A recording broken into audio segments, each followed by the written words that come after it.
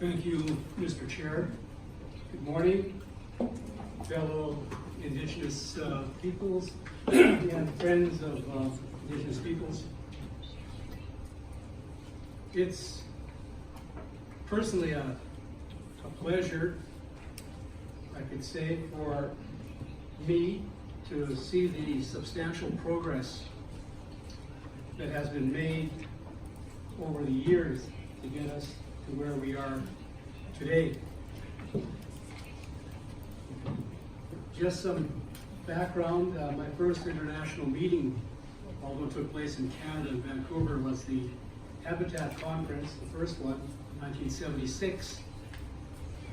And it was the first time that it gave me, as a person, exposure to international issues and particularly to Indigenous peoples, primarily from the Americas, and also to learn from great leaders such as George Manuel, who was instrumental in forging many of the paths forward for us to follow in. And of course, at that time, we also had the 1977 conference in Geneva, which our good friend Wilcom Littlechild was in attendance at and has continued ever since being a champion of our rights. I'm from Canada, I'm with the Métis Nation, and we've been engaged in these initiatives for many years, but our Indigenous world at the time was much smaller. As I mentioned, George Manuel was the first president of the World Council of Indigenous Peoples. And in our worldview, it was the Americas, the Sami, and the Aborigines from Australia. That was it.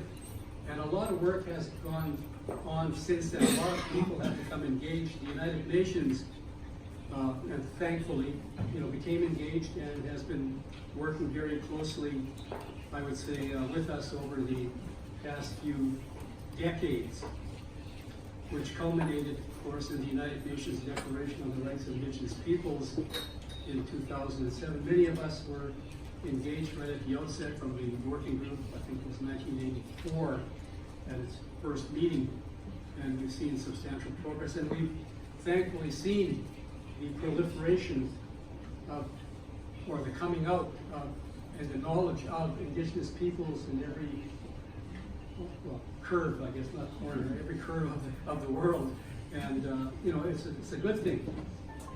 And so to have an international year of Indigenous languages is another substantial step forward.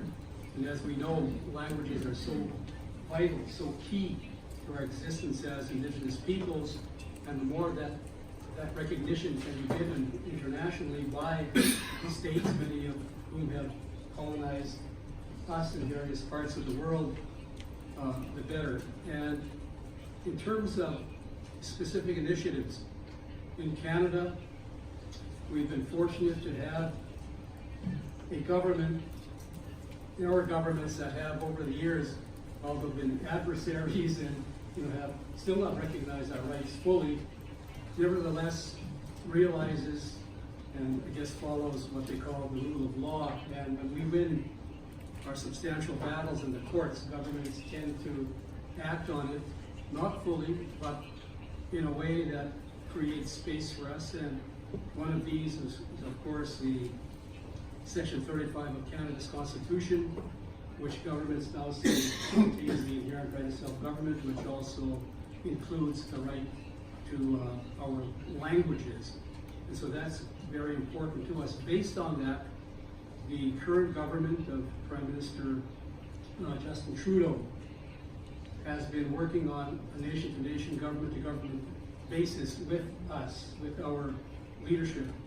And over the past several months, the three national representatives of Indigenous peoples and nations in Canada, the Assembly of First Nations, the Inuit Kanatami, and the Métis National Council, which represents the Métis Nation, we have been working in partnership with the Canadian government to draft, develop an Indigenous Languages Act, which is now in written form, which we're currently negotiating over and hopefully will be introduced in the next several weeks or days in the Parliament of Canada, and hopefully adopted, within, well, by early fall, late summer.